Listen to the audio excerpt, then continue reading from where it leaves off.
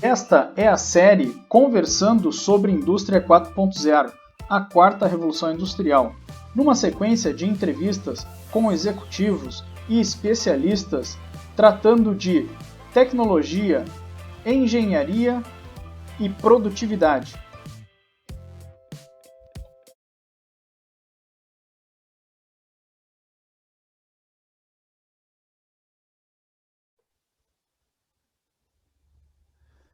Olá, pessoal! Nesta entrevista com executivos, estaremos conversando com Nilo Guimarães. Nilo Guimarães é um entusiasta de tecnologia e empreendedorismo. Há mais de 20 anos ajuda profissionais de engenharia mecânica e TI a alcançarem suas metas e resultados.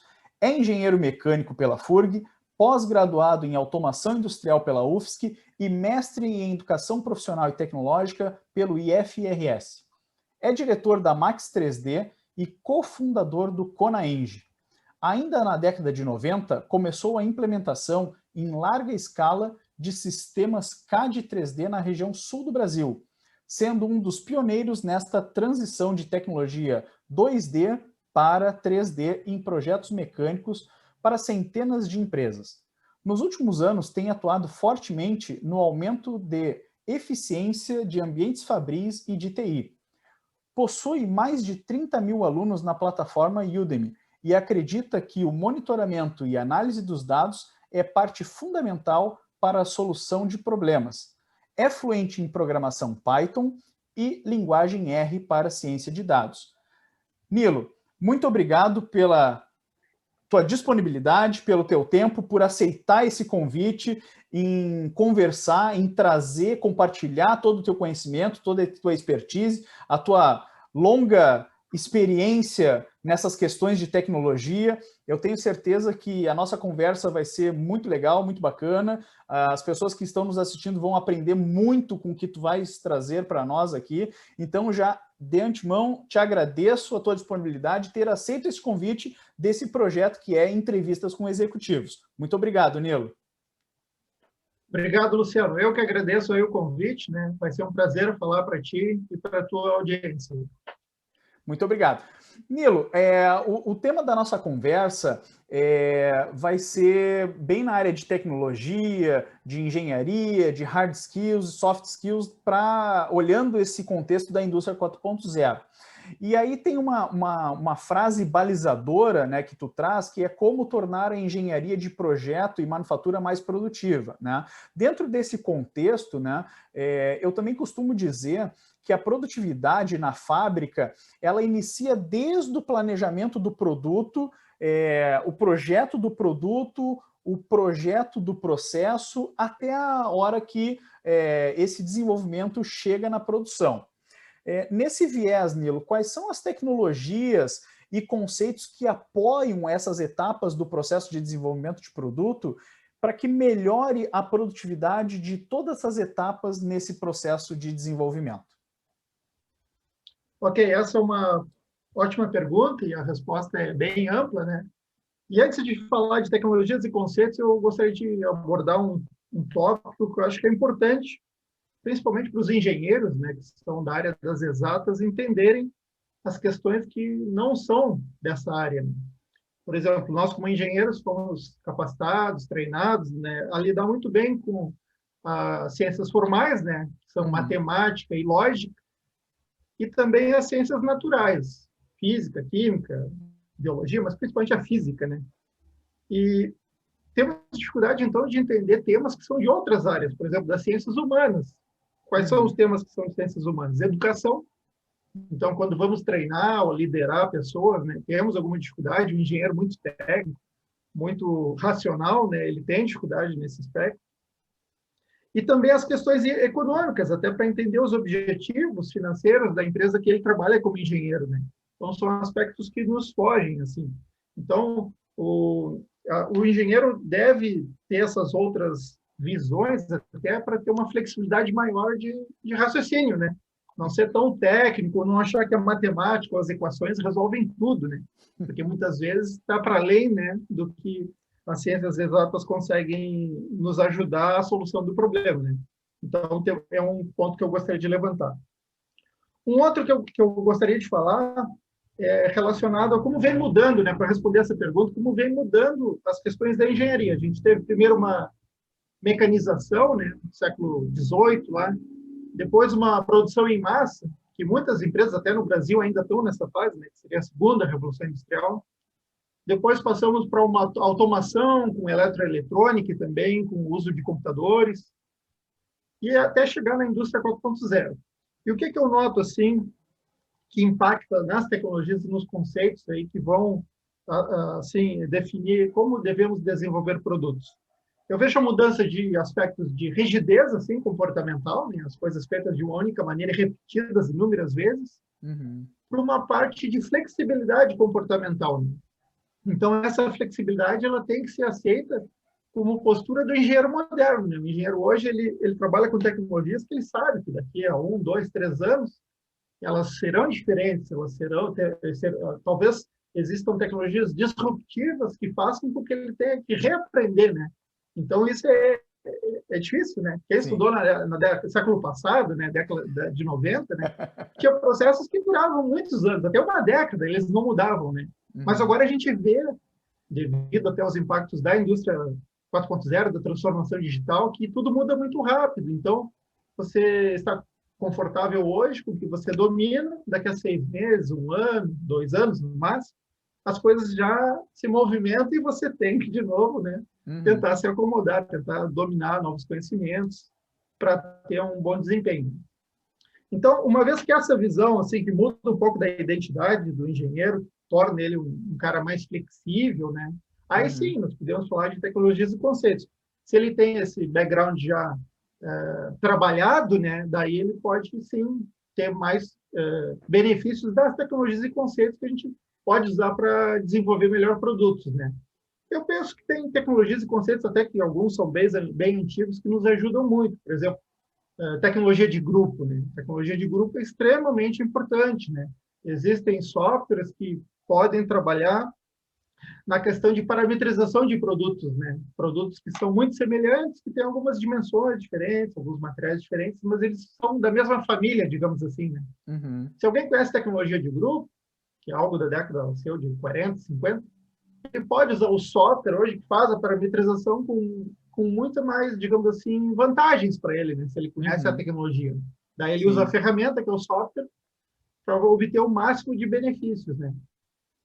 Tá? E os conceitos também de trabalho em grupo, tem conceitos de aspectos de divisão de trabalho matricial, tem a possibilidade de trabalhar em células, tem várias questões que aí cada empresa deve ajustar conforme for mais vantajoso para o seu setor, né? Mas eu vejo que tem muitas tecnologias que não são novidade, que às vezes as empresas não utilizam, né? O que é uma pena, porque elas ganhariam em qualidade, e evitando retrabalhos, em eficiência, diminuição de custos, uma série de aspectos aí. Então, essa seria uma introdução aí para essa primeira pergunta. Muito bom, Nilo, muito bom. E dentro essa introdução, ela é bacana porque ela sintoniza e contextualiza, né, numa primeira abordagem tecnológica, principalmente da área de engenharia, né? E aí eu aproveito para falar de tecnologia, porque a gente tem algumas tecnologias que nós ouvimos falar comercialmente, né, que é o PLM e o PDM, né? E eu queria que tu trouxesse um pouco para nós, né, qual é a diferença de PLM e PDM, né? E como que esses conceitos e essas ferramentas elas podem auxiliar, né, nesse ambiente de desenvolvimento de produto? Ok. Bom, eu não trabalhei diretamente com PLM, mas encontrava essas soluções dos meus concorrentes da época, né? O PLM seria o gerenciamento de ciclo de vida de produto, né? O guarda-chuva maior, onde todas as outras tecnologias, né, ligadas à engenharia, tanto de desenvolvimento quanto de manufatura, elas estão cobertas, né?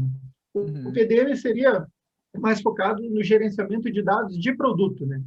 Então, ele seria um subitem do PLM. Já o PLM envolveria questões de qualidade, de teste, de alterações de engenharia, questões mais, digamos assim, administrativas, mas do ponto de vista da engenharia, né? Uhum. E é o PLM que geralmente se conecta com outros sistemas, como o sistema ERP para administração da fábrica mesmo, né? Uhum. Que define as ordens de produção e faz todo o andamento fabril. E também sistemas de gerenciamento de suprimentos ou de relacionamento com clientes, geralmente o PLM que faz essas conexões. Né? Uhum. Então, o PLM seria algo bem geral para que vai acompanhar o produto desde as ideias iniciais, toda a parte de desenvolvimento, versionamentos, revisionamentos, e aí também usa o PDM dentro dele, até o descarte do produto, né? Então, ele vai acompanhar todo, realmente, por isso que a gente fala de ciclo de vida do produto, né? Todo, se isso aí durar muitos anos, né, ele vai estar acompanhando todo esse aspecto.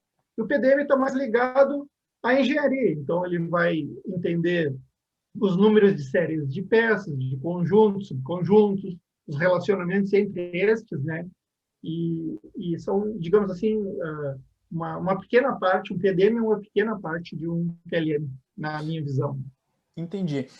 Nilo, eu quero fazer um parênteses aqui nessa questão, porque eu acho que é muito legal isso que tu trouxe, né, as diferenças, porque eu já ouvi pessoas de engenharia falando de PLM, mas o que na verdade estava falando conceitualmente era de PDM, né, que era um gerenciamento local. Né? E aí eu já ouvi também em empresas que tiveram soluções de engenharia de 3D, né, que fizeram aquisição de 3D, e o 3D lá fazia toda a lista de materiais, né, mas não se comunicava com o ERP. Daí tinha alguém que pegava a lista de materiais do 3D e digitava lá no ERP. Né? Essa conexão, e é uma conexão muito, muito importante, né, para não cadastrar errado, né? É uma conexão muito importante. Essa conexão, hoje, os softwares 3D, eles têm essa capacidade de fazer essa conexão direta? Precisa de um PDM ou precisa de um PLM? Ok. Essa questão das conexões geralmente é uma camada de programação que é feita nas ferramentas, né? PDM ou PLM. Por quê? Porque da maneira que o ERP é utilizado, você vai ter tabelas de bancos de dados com informações diferentes, né? Então, o PDM, para ler, por exemplo, os números, né, que caracterizam cada componente, né, ele vai precisar entender, digamos assim, o formato deste banco de dados que o ERP está utilizando, né? Então, existe uma parte de programação, não é difícil, mas ainda, por incrível que pareça, isso que você falou, que acontece há muito tempo, acontece até hoje. Por exemplo, as pessoas, às vezes, têm um projeto bom, com a Bill of Materials ok, com a lista de materiais ok, e por uma etapa manual de digitação, né, você comete um erro que, às vezes, ao invés de comprar 100 itens, você compra 1000, ou o contrário, né? Sim. Então, são erros que poderiam ser evitados com o uso de tecnologia. E não é complexo mesmo, mas muita empresa faz essa etapa manualmente, que é demorada, passível de erros. Né? Não adianta brigar com o estagiário que digitou, né? Ele está fazendo o melhor que ele pode fazer humanamente, mas se você passa 3 dias digitando tabela durante 6 horas que seja por dia, você chegar uma hora você vai errar, né? Não tem como não errar. Então, eu diria assim, falar com o fornecedor do ERP. Geralmente se faz essa conexão com uma tabela intermediária de banco de dados, ou seja, tem um banco de dados do lado do PDM e PLM, que gera uma tabela intermediária, e nessa tabela o ERP escreve. Então, pode ser lido, né, pelo PDM o que o ERP escreveu. É uma das formas. Mas tem gente que escreve em arquivo CSV, né, arquivo separado por vírgula. Cada registro é um conjunto de valores separados por vírgula. Pode ser lido, ou arquivo texto mesmo, TXT comum. Sim. Mas o mais comum é uma tabela de dados intermediários. E aí a gente garante que o PDM também não vai corromper a base de dados do ERP, porque ele não acessa direto a base, né? Ele só acessa algo intermediário, com toda a segurança, não vai ocorrer problemas. Aí pode programar que ele leia essa tabela a cada 5 minutos, ou ele pode ter uma amarração melhor via API para ser notificado quando tem algo novo, e daí ele lê. Tem alguns ERPs que têm API facilitando essa integração. Mas isso que tu falou é fundamental. As pessoas têm que... A indústria 4.0 está pedindo isso aí, quer dizer, mais tecnologia da informação nas atividades da fábrica, da engenharia, né? Não tratar como algo separado, né? Isso Sim, aí, essas integrações são fundamentais para a eficiência, né? sim, sim, necessárias, né, Nilo? E necessárias. E a, Fundamentais, fundamentais. fundamentais. Porque isso acaba trazendo produtividade para o ciclo inteiro, né? Produtividade para a engenharia consequentemente, produtividade para a fábrica, porque é um projeto que nasce, que nem como tu falou, né? Com uma lista de materiais no 3D, né? Com a quantidade certa de part numbers lá, né? E vai para o ERP com uma quantidade errada, né? Quando cai na fábrica, faltou peça. Ah, mas faltou por uma questão de digitação, não era o projeto do 3D que estava com problema. A fábrica acaba perdendo produtividade, né? Então, é consequência, né? É uma consequência dessas relações. Então, toda a TI, né, ela tem que estar uniforme em todas as camadas da empresa, né? Em todos os processos, vamos dizer, em todos os processos da empresa.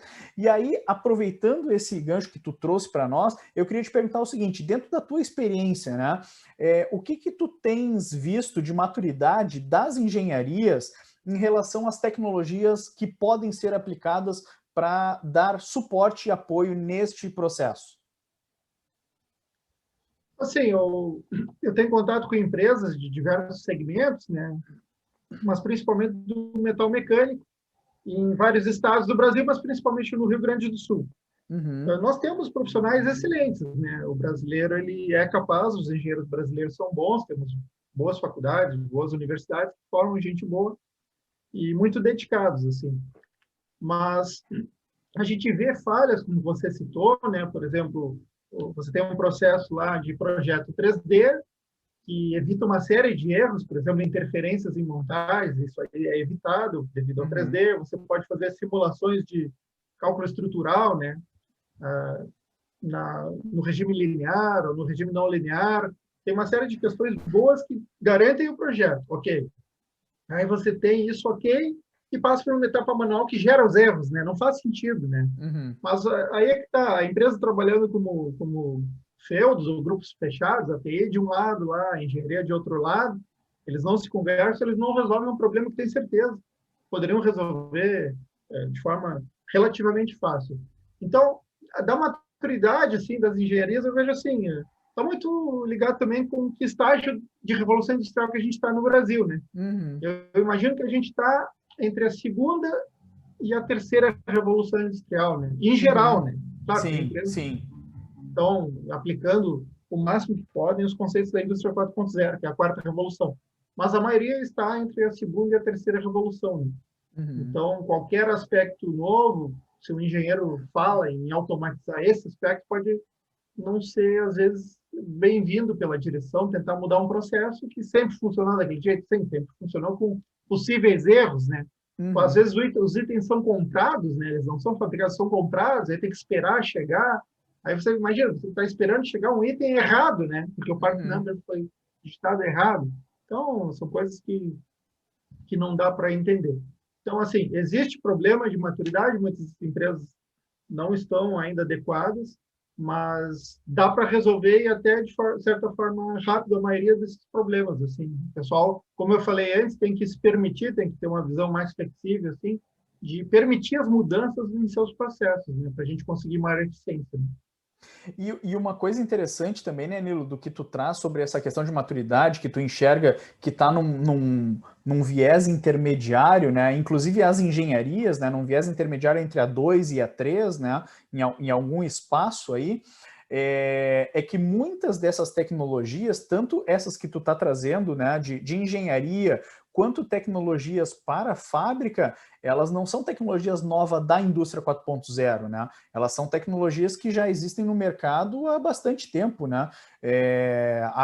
Vamos lá, se nós falarmos em software 3D e integração com ERP, pelo menos há 15 anos isso já era normal, vamos dizer assim, né? Já era tecnologia que estava Sim. disponível no mercado, que era uma coisa de prateleira, né? E a gente vê ainda hoje empresas e não é só empresa pequena, empresas grandes não tendo essa mínima integração, né? Então, coisas de 15 anos atrás. E aí, quando a gente fala de indústria 4.0, né, que a gente imagina que vai ser o grande a grande transformação digital tem coisas que algumas empresas já fizeram, né? E outras empresas ainda têm para fazer, né? E aí eu te pergunto o seguinte, Nilo, dentro desse viés, uma empresa que agora, nos escutando aqui, né, se interessou em iniciar essa jornada eu vou chamar de transformação digital da engenharia, né, de quer aplicar tecnologias de apoio, né?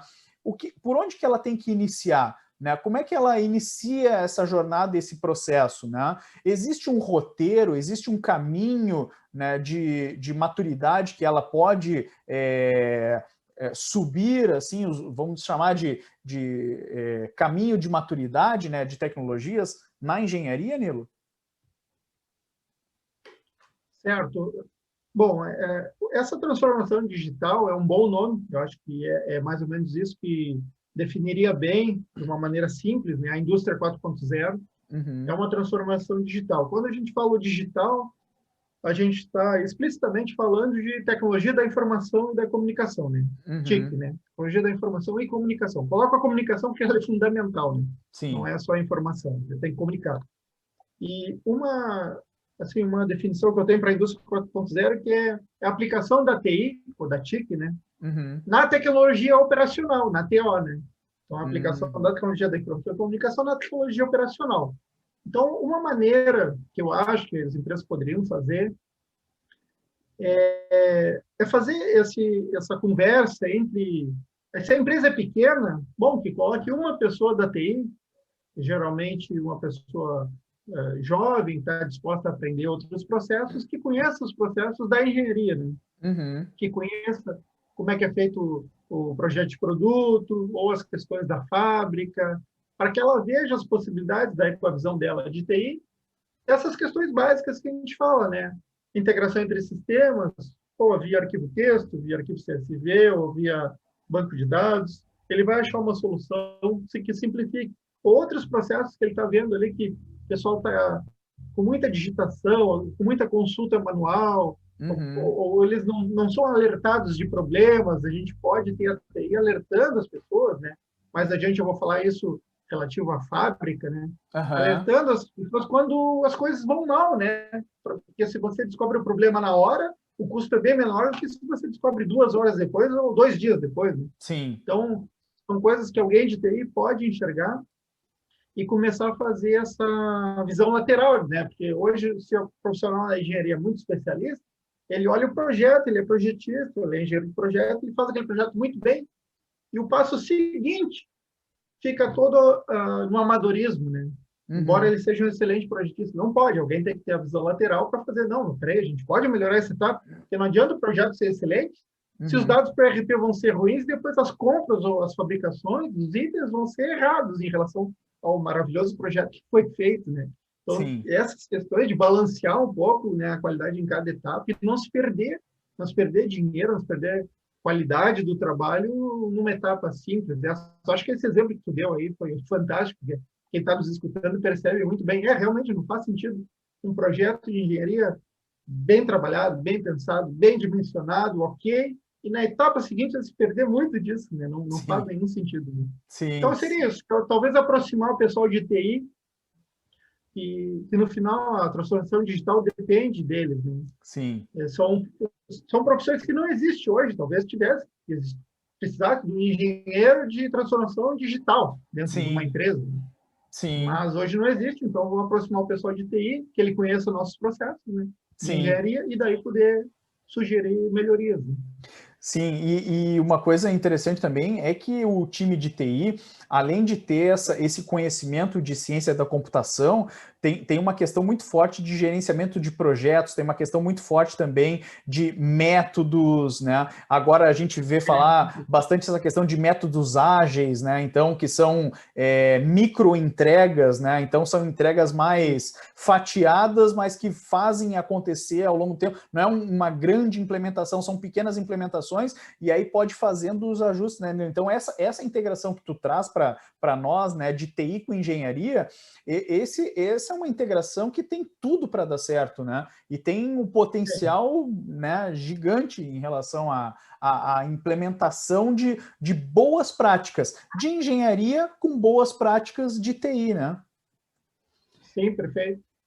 E aí, Nilo, né, a gente até agora, né, falou sobre essas questões de engenharia e eu quero extrapolar essa questão de tecnologia para a fábrica, né?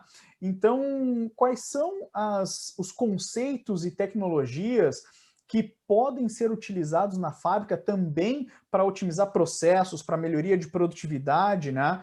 E qual é a relação dessas tecnologias e conceitos com a indústria 4.0? Perfeito. Ótima pergunta. É o que eu estou mais dedicado Legal. atualmente, porque eu estudei indústria 4.0 do ponto de vista teórico, né, a partir de 2016, fiz um mestrado usando esse tema aí, né, Uhum. como linha de estudo, mas quero praticar bastante, né? Então, o que eu tenho feito é justamente aumentado a eficiência da fábrica, dos processos fabris, né? E Sim. aí você usa muitas tecnologias que fazem parte da indústria 4.0. O Boston Consulting Group, BCG, né, ele fala de 9 tecnologias, né, que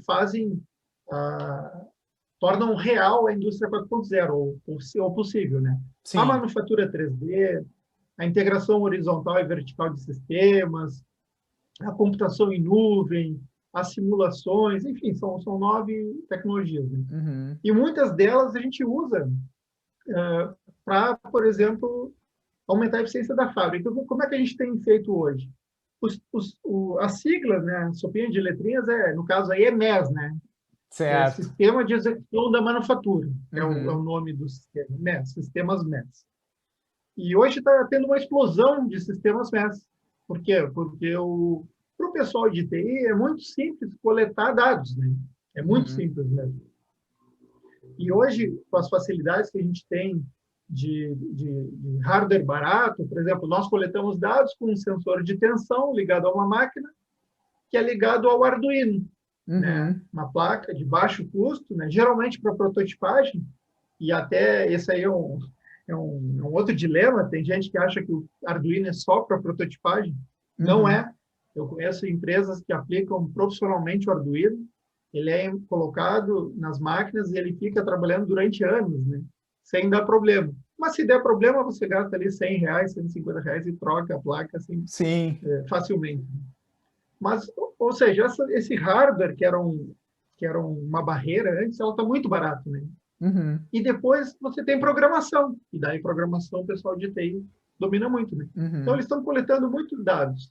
Qual que é a nossa vantagem que conhecemos a engenharia? A gente consegue entender os processos, né, do que está sendo coletado, né? A gente sabe que dado é bom, que tendência é boa, que tendência é ruim, né? Uhum. Então a gente pode ter uma conversa com o pessoal da engenharia, os processistas também, muito mais afinada, porque a gente consegue falar o dialeto deles, né? Do Sim. pessoal de TI, não.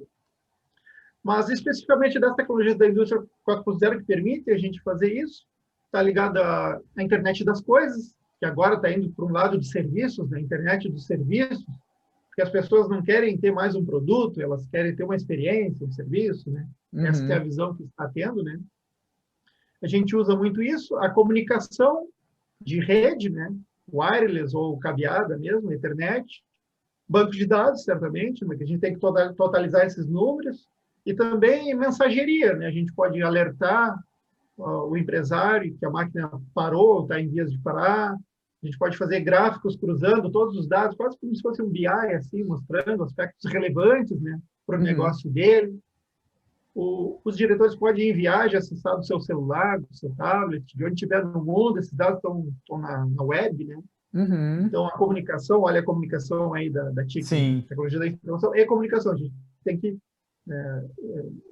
divulgar esses dados, né, para as pessoas que são interessadas nele.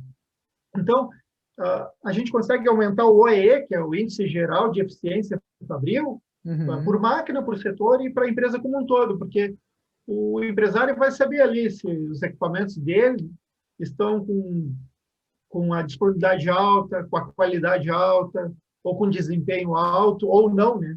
O OEE é a multiplicação desses 3 itens, né? A qualidade, que está ligada a refugos, né? O índice Uhum. 1, que seria 100%, é zero de refugo, né? O Uhum. desempenho, que é relacionado a dados de velocidade de corte, avanço, foram aqueles planejados, são os que estão sendo executados? Se sim, vai dar 100% um também. E aí, a qualidade, o desempenho, e a disponibilidade, né? A Uhum. máquina está disponível quantas horas por semana? Está previsto 40 horas e ela quebrou, né? A opção de uma manutenção, aí ela já perde a disponibilidade dela Sim. teórica, né? Então, tudo isso aí a gente considera. Lá fora, esse índice OE, o pessoal, quando consegue 85%, se dá por satisfeito, seria um índice de classe mundial, né? Sim. Mas aqui no Brasil é impressionante, quando a gente mede, às vezes, Luciano, não dá nem 50%, sabe? É É. visível. As máquinas são paradas, você olha para a fábrica, sim, tem várias máquinas paradas. E não é que a empresa não tenha serviços por fazer, Sim. é que eles não planejaram o carga da máquina, ou então não planejaram as manutenções preventivas, aí a máquina quebra mesmo, Uhum. ou os processistas também, os operadores, eles vão, por exemplo, no potenciômetro da máquina e aumentam para 130% ali a velocidade de corte, ou avanço, e aí eles quebram as pastilhas, quebram as Sim. ferramentas, né? Então a gente vê vários aspectos assim que vão contra a eficiência fabril, né?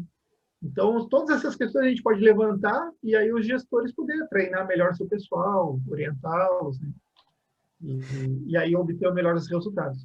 E tudo isso, né, Nilo, como tu trouxe para nós, né, é essa questão de aquisição desses dados da fábrica através das tecnologias que são tecnologias IoT, né, e aí que pode ser de uma maneira simples, como tu trouxe agora, né, pelo Arduino, por exemplo, né, com sensores que hoje estão acessíveis, né, então tu pode fazer essa aquisição de dados, né, e começar a enxergar, porque tem muitas empresas, e eu já trabalhei no chão de fábrica como engenheiro industrial, né? Então, isso que tu está falando, né? Eu conheço essa realidade, e quando não mede, né? Tu não tem ideia de quanto que é, né? E aí, quando tu mede, tu vê lá 43%. 37%. Não, não pode ser. A medição está errada, né? Não, a medição está correta, mas nunca se mediu, né? Se imaginava que era uma coisa e era outra totalmente diferente.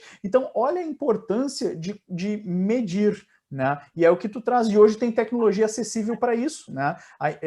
Tu traz a importância de medir, né? A tecnologia está acessível, e aí sim precisa da engenharia para, bom, está em 37, né? Quais são as ferramentas e métodos de produção para alavancar? E aí, né, eu acredito que vem muito esse viés de ferramentas tradicionais do Lean Manufacturing, por exemplo, né, mas tem muito suporte de tecnologia que podem auxiliar, né, toda essa questão de dados, de análise, né, que é o que tu está trazendo para nós aqui, né? Bem legal e bem É. importante.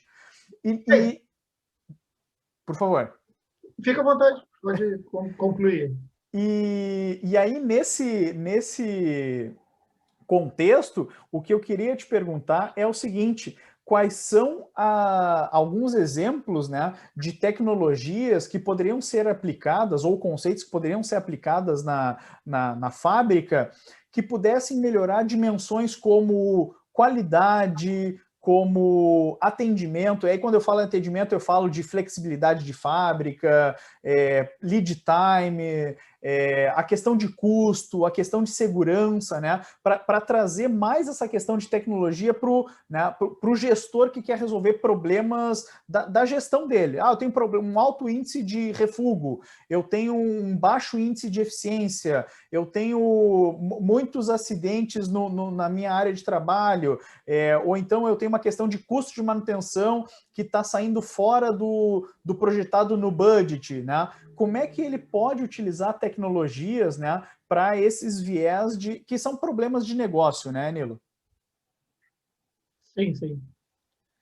No início da nossa conversa eu falei que o engenheiro ele tem que ter aquela questão da parte de economia e negócios, está lá dentro das ciências humanas, né? Uhum. Então, essas preocupações do gestor administrativo deve ser uma preocupação também da engenharia, né? Como atender esses requisitos de negócio. No final das contas, né, estamos todos competindo para que a empresa se perpetue, né, cresça, enfim, ganhe mercado. Só falando aí, esses insights vão vindo, a gente vai imaginando coisas, né? Sim. Em relação à medir ali, que tu falou que é tão importante, eu me lembrei de Deming, que é da qualidade também.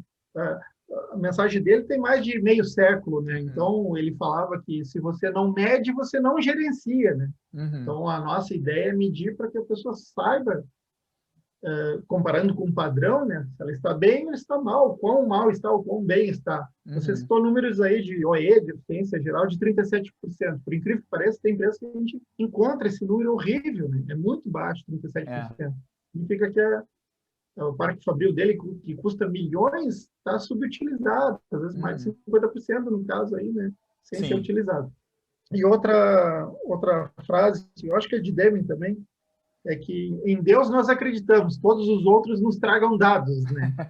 Ou seja, Sim. temos que ter os dados para poder decidir alguma coisa. Então, se o cara diz que gerencia, se ele administra e ele não tem dado de nada, ele tem aquela regra do polegar, né? Mais ou Aham. menos tanto, mais ou menos tanto. Ele não está gerenciando. Né? Então, a gente fala muito em ciência de dados hoje, data-driven, né? Empresas estão sendo direcionadas por dados, porque hoje tem uma facilidade, o acesso é muito barato para a coleta desses dados. Né? E a Sim. gente, claro, a gente pode usar inteligência artificial, tecnologias muito elaboradas, mas não precisa tanto. Às vezes, o gráfico simples, né, cruzando métricas importantes do negócio, dão os insights que o gestor precisa para aumentar, às vezes, em 5, 10, 15% a lucratividade. Né? E a gente tem até a literatura fala muito disso, as pesquisas mostram, né, situações reais, que 1% de aumento do OE pode impactar de 3 a 12% no lucro líquido, o resultado final operacional, né, da empresa. Então, é um impacto muito grande, né? E a gente tem que estar atento. E aí você me perguntar, mas fora da fábrica, né, como é que essas tecnologias, extrapolando a fábrica, como é que elas podem usar? De novo, se a mentalidade dos engenheiros, dos profissionais da empresa, está ligada a aplicar a tecnologia da informação e comunicação na operação da fábrica, da empresa como um todo, ele vai começar, por exemplo, como um cliente nos pediu, a ter uma interface web onde o cliente dessa empresa que presta serviços de corte de chapa, né? O cliente quer saber a jornada do seu pedido. Ele fez um pedido lá. Ele quer saber como a gente compra no comércio eletrônico hoje, né? Que a gente sabe se o produto já foi embalado, já foi despachado, se está em traslado, como é que está. Ele quer disponibilizar para os clientes dele isso. Então, a gente preparou o sistema, né? Para que esse prestador de serviço ofereça isso como um diferencial competitivo, né? Ajuda ele a vender mais, porque é uma vantagem competitiva, é um diferencial em relação aos outros, e ajuda o cliente que compra a saber exatamente, né? Se ele vai receber no prazo, se está atrasado, não está atrasado, até para que ele não precise nem ligar para a empresa para saber, via sistema, ele já sabe em que etapa que está o processo, né, de corte do lote de peças dele, né? Então, isso aí não sei se estaria dentro do MES, acho que já seria algo ligado mais à área administrativa da empresa, mas, de novo, ela usa dados que foram coletados no MES, das máquinas, né? A gente sabe, por identificação de cada lote, de cada item, onde é que ele está em cada máquina, e a gente pode totalizar essas informações de forma de gráficos e tabelas e entregar para o cliente final, né? Então, de novo, são tecnologias assim, essa digitalização ela é presente, né? É a TI de novo ajudando a operação. Né? Não se passa mais por telefone, por gente anotando. Muita empresa hoje, como é que está o pedido? Vai na fábrica, vai perguntar para o supervisor, para o coordenador lá, como é que está? Vai na máquina, perguntar para o operador. Não pode ser assim, né? Tem É. que ser de uma maneira diferente. Né? Sim, sim. A importância da tecnologia dando suporte a isso também, né, Nilo? E mesmo assim, né, a gente que anda nas indústrias e trabalhou também com algumas indústrias, ainda vê, né, que o sistema de comunicação é a ligação, né? O cliente liga para o comercial liga para o supervisor do chão de fábrica, o supervisor sai procurando a ordem de produção, né? E a informação, né, toda assim não está registrada, não está em nenhum lugar, né? Ainda nós temos empresas trabalhando dessa forma, né? E com a tecnologia disponível, de novo, não é uma tecnologia inacessível, é uma tecnologia acessível, né? É uma tecnologia bastante acessível.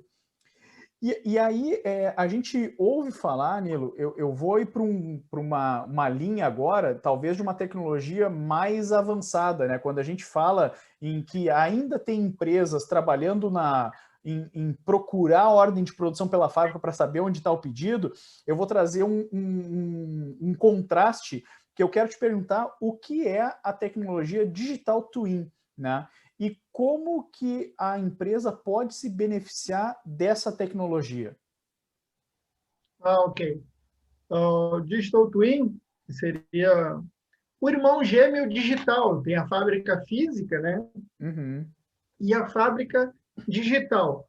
O Klaus Schwab, ele é o criador, né, do Fórum Econômico Mundial, né? Uhum. Ele diz que a indústria 4.0, a quarta revolução industrial, é a fusão dos mundos físico, digital e biológico, né? Uhum. Agora, na parte biológica, a gente já está vendo impressoras 3D fazerem próteses, né? Daqui a Sim. pouco vão estar imprimindo partes do corpo humano. Eles estão Uhum. prevendo que a nossa expectativa de vida vai passar de 100 anos aí rapidamente, né? Devido aos avanços biológicos aí apoiados pelas outras tecnologias todas. Mas assim, ó, o Digital Twin está focado em que você tenha no mundo digital um espelho mais perfeito possível do mundo físico, né? Uhum. Então, se você tem lá a fábrica com máquinas CNC, com robô de solda, com isso, com aquilo, você modelar isso no computador, tem softwares específicos para isso. E aí, quando você for fazer uma mudança de layout, por exemplo, você Uhum. muda no digital, né? E faz uma simulação dos impactos, né? Nos fluxos de material, né? Se formaria gargalos ou não, estoques intermediários, todas as questões. Uhum. Então, é um objetivo bastante assim desafiador, né? Acho que isso ainda está para as grandes empresas, em alguns processos que são menos difíceis de modelar dessa forma, que nem indústrias petrolíferas, farmacêuticas, que são de processo contínuo, né? Não são de Uhum. processo discreto, né? Como na usinagem de peças, por exemplo, ou no corte de chapas, né? Uhum. Mas ele é um objetivo a ser alcançado, né? Então, você, quando fosse fazer uma mudança na fábrica física, antes você simularia os Uhum. efeitos, né? E saberia os impactos o máximo possível na fábrica de uma mudança que você fizesse, né? Acrescentar uma máquina, mudar um layout, fazer alguma mudança desse tipo. Então, isso aí é bem avançado, aí precisa de muita tecnologia mesmo, né? Sim. Mas se você não pode fazer isso, talvez para a fábrica inteira, talvez com um setor, né? Com 4 máquinas, dê para fazer, simular e ter bons resultados. Porque imagina, a alternativa de fazer o digital twin é fazer direto no caso real. E aí, se você tem uma estimativa e ela não se mostra verdadeira, depois, olha só, né? Uhum. Quanto você perdeu de dinheiro, né? A oportunidade também, o tempo, enfim, o desgaste é tremendo, né? Então, o digital twin é um objetivo mais elevado, mas deve ser buscado. E eu acho que talvez daqui a 20 anos seja o normal, né? A maioria das empresas tem o digital twin, Uhum. médias e grandes, pelo menos. Sim, até para apoiar os processos de decisão, eu imagino que seja uma ferramenta muito interessante, porque ela está trabalhando com dados coletados reais da fábrica e num modelo desenvolvido que é a fábrica, né? Então, estou imaginando pela tua explanação, né, Nilo, que tu poderia colocar, por exemplo, uma previsão comercial dentro desse modelo e ver o que aconteceria, né, para poder utilizar esses cenários, né, numa tomada de decisão estratégica para o negócio, né? Então, isso acredito que vai começar a ser puxado pelas empresas também, né? Sim, você colocou as palavras aí que eu acho que agora ficou mais claro para o pessoal que está nos escutando. A questão do modelo, sim, é um modelo da realidade, né? Uhum. E a questão de cenários, né? Você pode ter cenários, né, no modelo virtual, que não são baratos, né? E Sim, mudar ali e escolher um ótimo, né? E se sim. você pensar, é isso que nós fazemos com modelos em ciências de dados. Por exemplo, a gente pega um modelo aí de regressão linear ou algum modelo de predição aí. Ele vai prever, né, o futuro. Baseado nos dados do passado, ele vai extrapolar e vai prever o futuro. Né? O que a gente está fazendo ali no computador com os dados é justamente isso, usando um modelo da realidade. Ele não é a realidade, mas ele descreve, às vezes descreve muito bem a realidade. Você faz as mudanças nele, que custa muito pouco, né? Tempo e Sim. dinheiro. E uma vez que você entende, não, é isso que provavelmente vai acontecer. Qual é a garantia? Nós temos aqui um grau de certeza aí de 85%. Pô, tá bom, tá bom. Aí faz no mundo real, né? Sim. A ideia do Digital Twin é isso também, mas em vez de dados, você tem a simulação da máquina CNC, do robô, dos tempos de espera ali de entrada de matéria-prima, né? E tudo isso aí é importante. Por exemplo, a gente fez uma otimização de uma empresa que eles tinham 3 empilhadeiras deslocando chapa metálica para lá e para cá, né, dentro da fábrica. E às vezes as máquinas ficavam paradas porque não tinha matéria-prima. Quer dizer, a empilhadeira não conseguiu largar para ela. Por quê? Porque a pilha de chapas dela estava embaixo de uma outra pilha gigante lá. Então, quando o cara terminava uma operação, daí que ele pedia as chapas que iriam entrar, e daí o cara ia lá com a empilhadeira e ia trazer, né? Ou seja, uma perda de tempo. Né? Se ele já soubesse que iria terminar em meia hora o trabalho atual, ele poderia já solicitar matéria-prima, quando ele estivesse terminando, o cara da empilhadeira estaria largando para ele. Sim. Então, isso aí com Digital Twin a gente poderia fazer virtualmente, tá? Parece filme de ficção científica, mas não é. Tem tecnologia computacional, tem software 3D, e considerando estatística, processos estocásticos, né? Considerando tudo que é necessário para poder fazer funcionar com um bom grau de certeza, assim, de confiabilidade, a fábrica digital simulando a fábrica real. Né? Legal, Nilo, legal. São conceitos que já estão aí disponíveis, né? E ganharão competitividade as empresas, ou mais, né? As cadeias de negócio que começarem a adotar essas tecnologias, né? E aí eu quero ir para um outro tema, porque a gente falou bastante sobre tecnologia, né? Até agora, claro que a gente teria muito mais a explorar, né? Eu tenho certeza que o assunto é muito amplo, né, de tecnologia para se explorar, mas eu quero trazer uma questão que é muito importante, que é pessoas, né? Então, falar um pouco sobre essa questão de pessoas. E aí, já trocando as questões de tecnologia e vindo para a questão de pessoas, Nilo, eu queria te perguntar o seguinte, na tua visão, né? Quais são as características, né, ou soft skills, né, necessários para os profissionais nesse ambiente de transformação digital e como desenvolver, né, essas características e soft skills, né? Ok. Bom, as pessoas aí, como eu falei lá no início, são fundamentais, né, para que qualquer iniciativa desse tipo dê certo. Sim. E aí, quando eu falo a pessoa, não estou falando da preparação técnica, porque eu acredito que elas, tecnicamente, têm um bom currículo, um bom conhecimento. Estou mais falando quanto à questão comportamental, né? Como é que elas se portam para poder fazer essas mudanças? Como é que eu vou fazer a transformação digital na minha empresa? Se eu sou resistente a mudanças, né? Eu sou resistente a transformar as coisas, os processos. Sim. Não vai acontecer. Então, uma primeira, digamos assim, orientação seria que a pessoa desenvolvesse mais a sua flexibilidade de pensamento, né? Por exemplo, no século passado, quando eu estudei engenharia, os engenheiros não precisavam saber programar, né? Mas hoje, como a TI está ganhando tanto espaço dentro da empresa, é normal que o engenheiro, não só o engenheiro mecatrônico, né? O engenheiro mecânico também, ele saiba o básico de programação, né? Porque se precisa fazer um script Python, entender uma linguagem CNC lá da máquina, o básico, ele tem que dominar isso aí. Porque a TI está cada vez mais presente. Aliás, falam que as empresas todas vão se transformar em empresas de software, né? É o que estão falando aí, né? Porque o robô está ganhando muito espaço, né? Uhum. Então, as grandes empresas hoje são todas plataformas digitais. Se a gente for ver a Amazon, né? Uhum. Ela não é uma empresa de venda só, começou com livros e hoje vende qualquer coisa. É uma plataforma, né?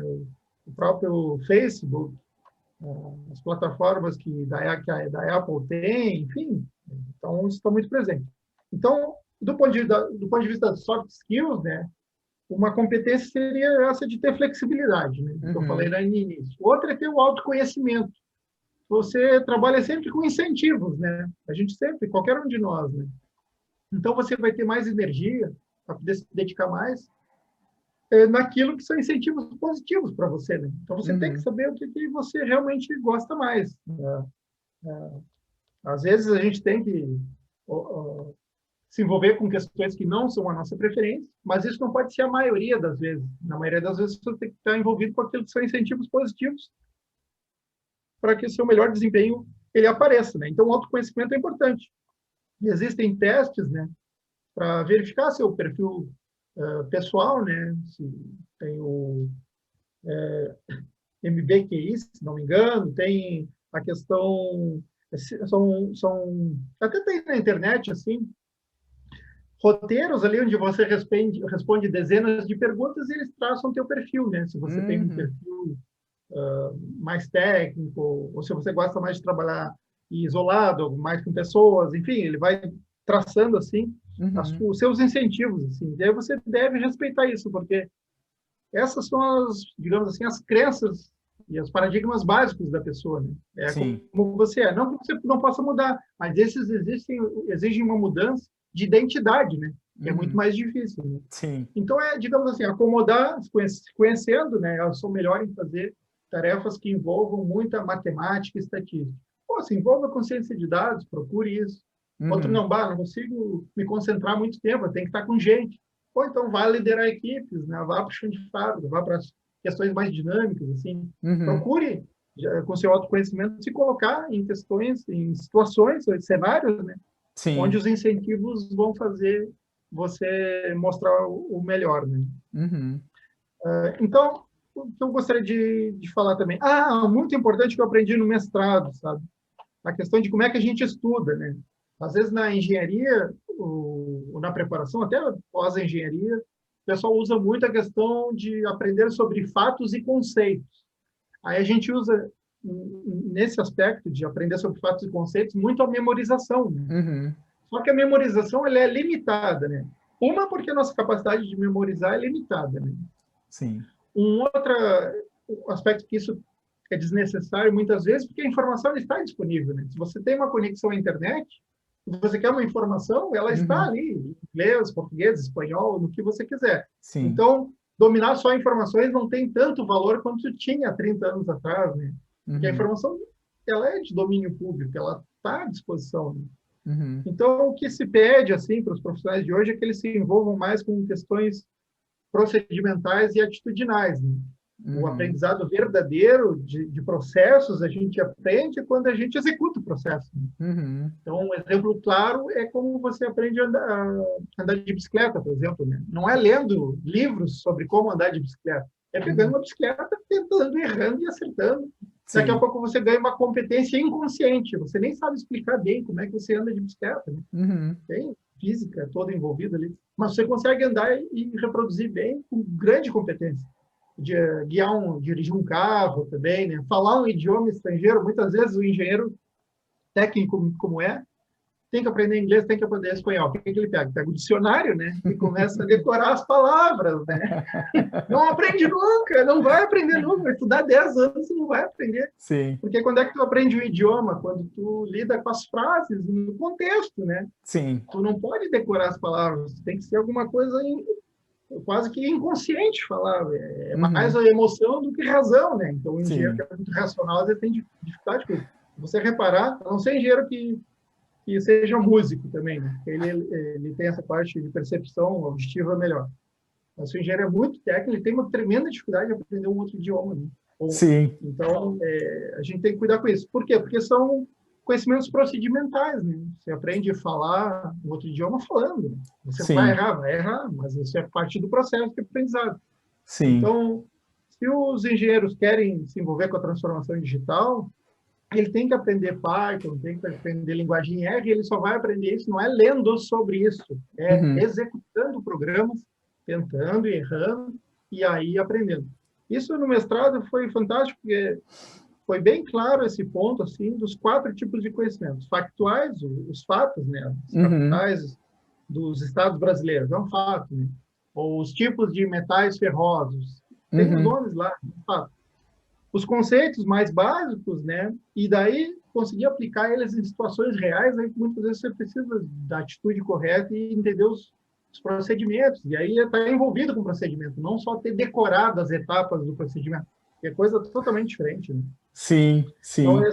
esse é o que eu daria como recado, que as pessoas se envolvam mais de maneira procedimental, que é basicamente o conhecimento que se exige, né, numa situação real de trabalho, é tu estar envolvido num processo, né, ou sozinho, ou com teus colegas, né, tu tem que te envolver no processo, é como jogar futebol, é como dançar, como falar um idioma estrangeiro, tem que Sim. praticar, né? Legal, Nilo. E uma coisa também, né? Eu fico à vontade de falar de engenheiro e tu também fica à vontade de falar de engenheiro, porque nós somos engenheiros, né? Sim, Então, nós somos. então a gente fica muito à Tem os vontade, a prós e os gente sabe como contras. é que funciona, né? Em geral, a capacidade analítica do engenheiro é tremenda, ele divide para conquistar, né? Mas o engenheiro tradicional, né, que a maioria ele tem dificuldade em outros aspectos, né, que a gente tem que falar, porque até a questão de liderança, a gente não aprende quase nada na engenharia, pelo menos no século passado não aprendia, talvez Sim. agora o pessoal esteja formando melhor. Mas a gente da engenharia é muito formal mesmo, a gente está ligado ao exato, né? O que é o exato. Só que o mundo Uhum. não é assim, né? A gente tem que ter a nossa flexibilidade de novo, olha a palavra aí, né? Tem Sim. que ter a flexibilidade para acomodar as coisas. Não é aceitar o errado, né? Você tem que corrigir o errado. Mas você tem maneiras de fazer isso, porque como Peter Drucker dizia, né? Você tem que ser implacável com as máquinas, né? Mas Uhum. gentil com as pessoas, né? Sim. O engenheiro, às vezes, né, ele é martelo, então todo mundo é prego, né? E aí não é assim, né? Tem que ter Sim. cuidado, né? Verdade. Então, Verdade, sim. Nilo.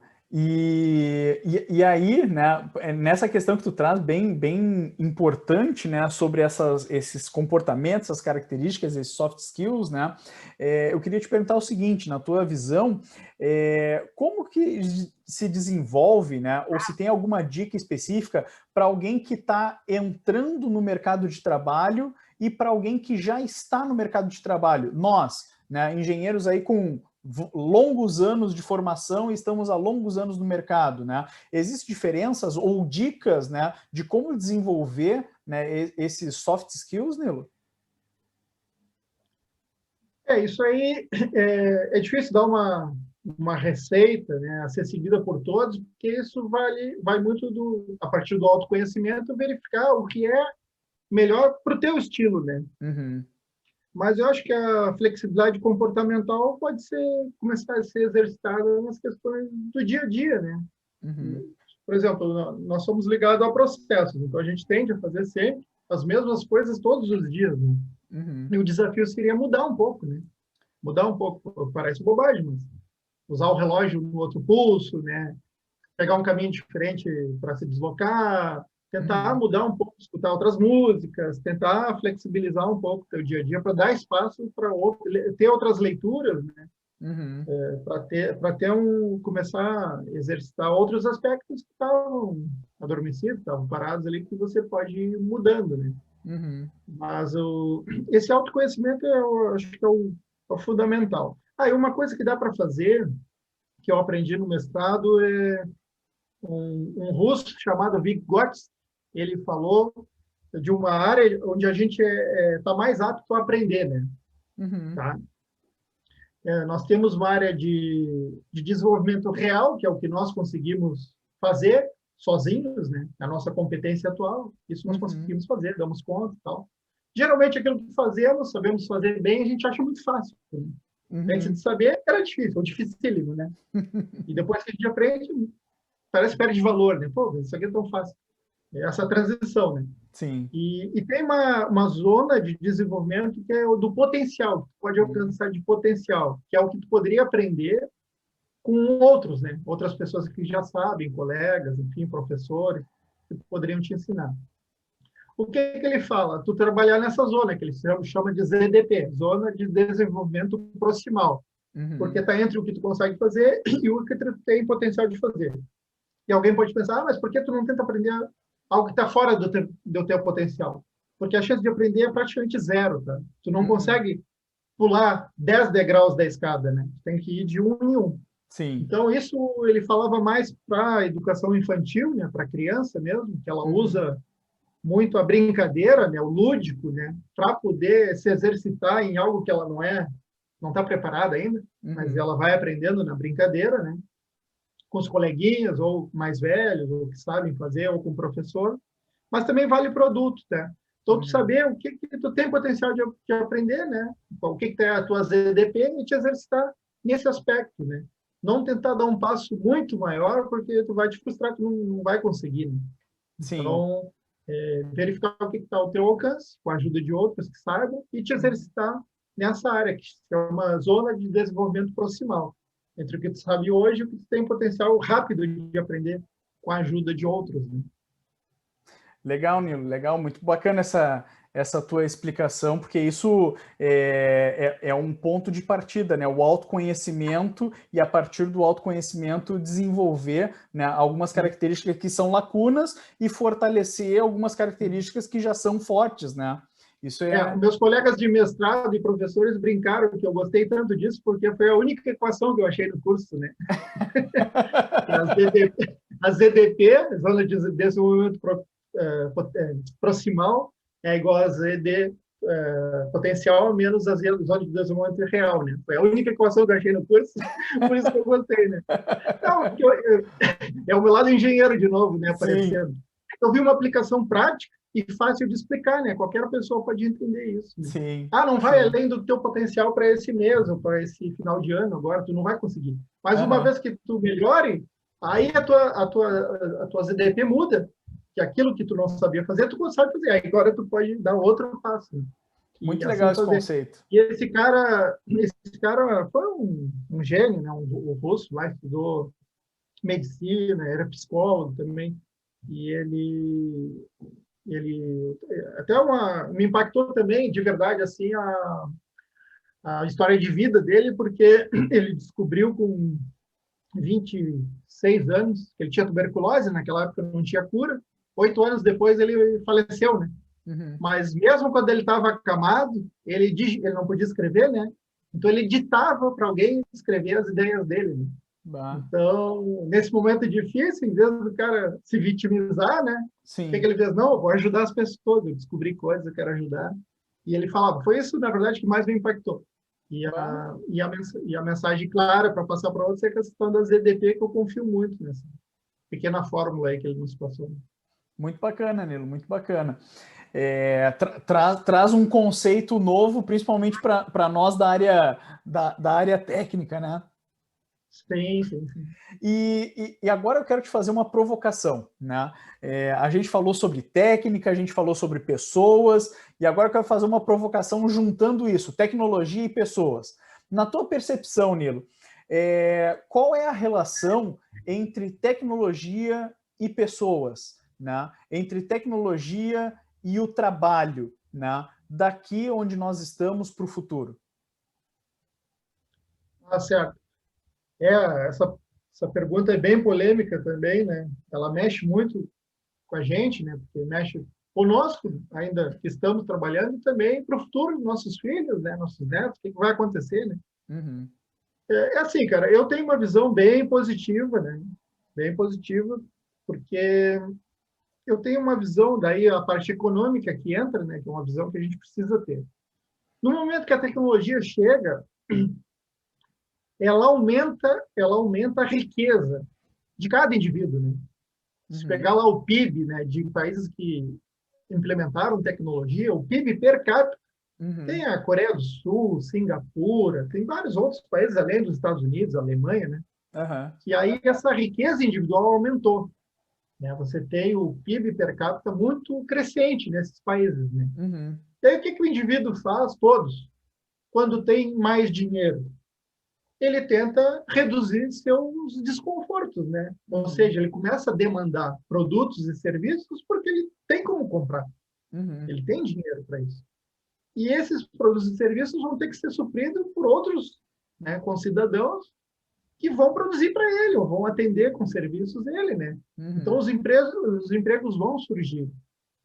O caminho contrário é não usar a tecnologia.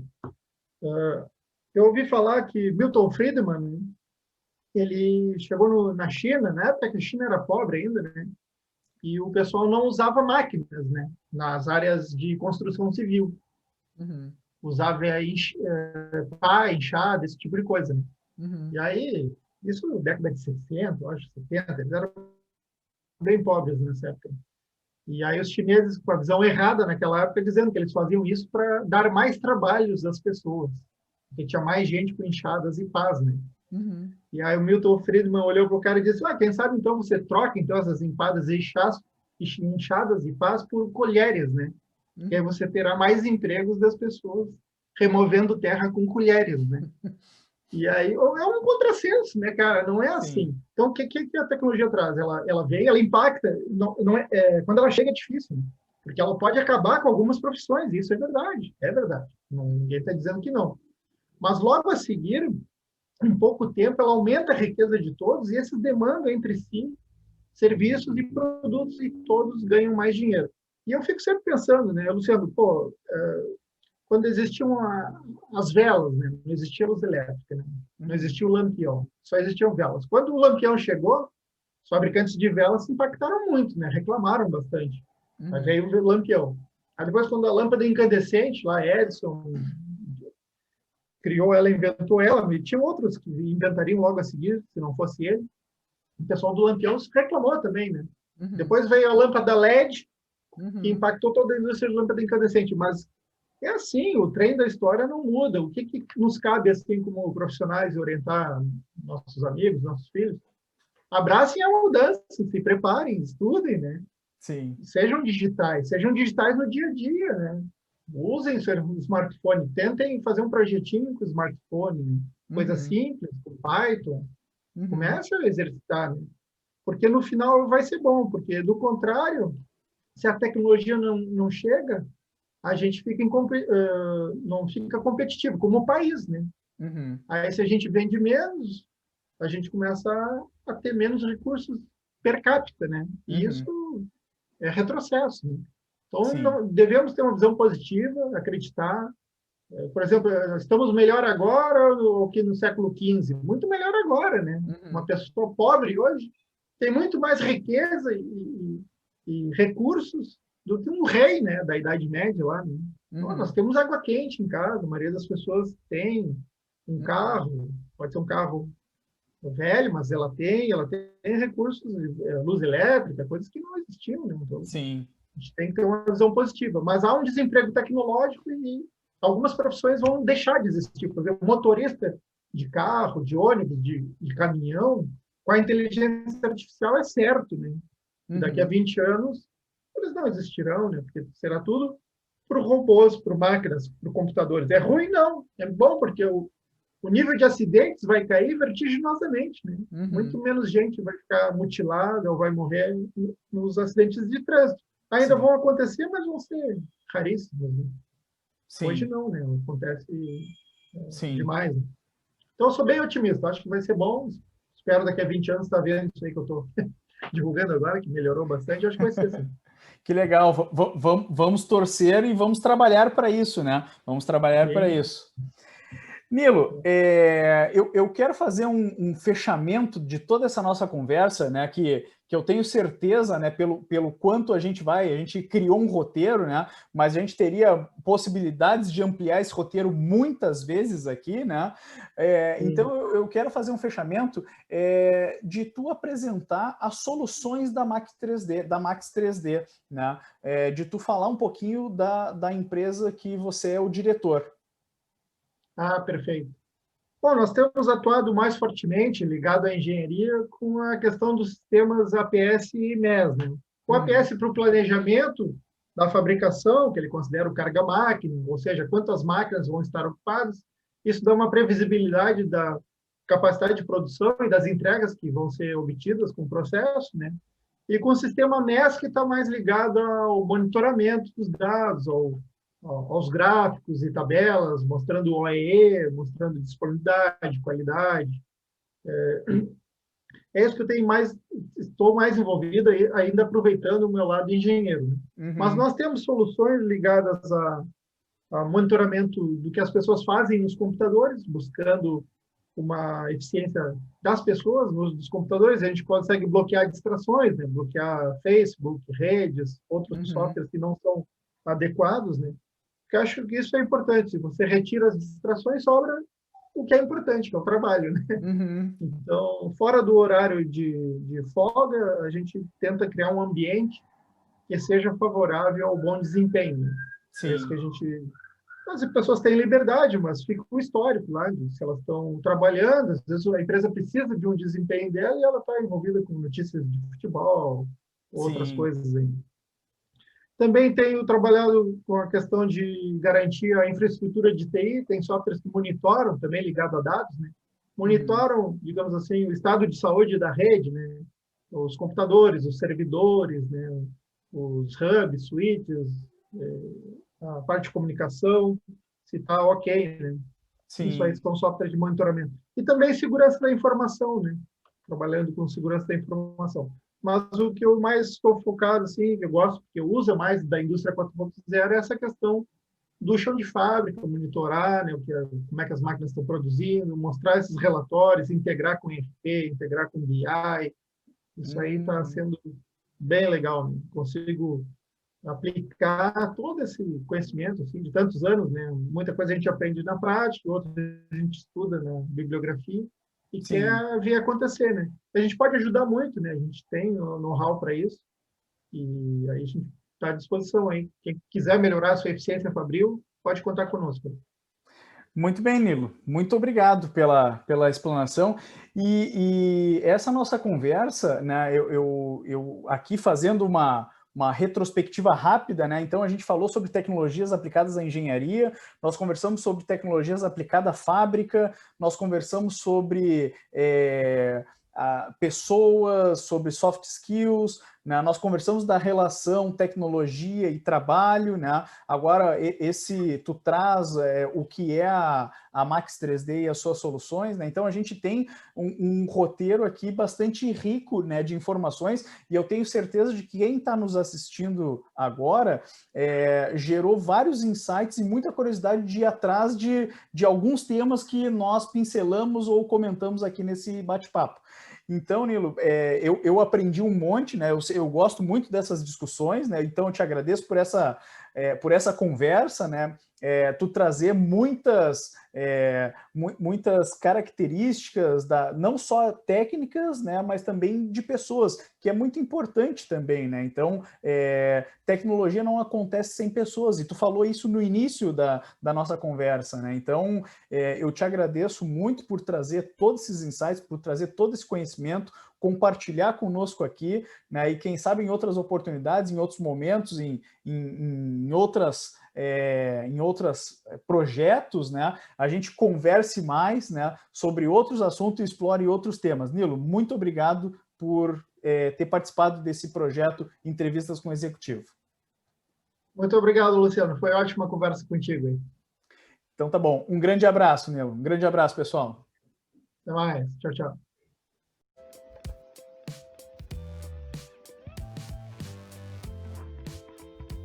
Confira a próxima entrevista. O link está aqui na descrição deste vídeo. Comente, compartilhe, curta e obrigado!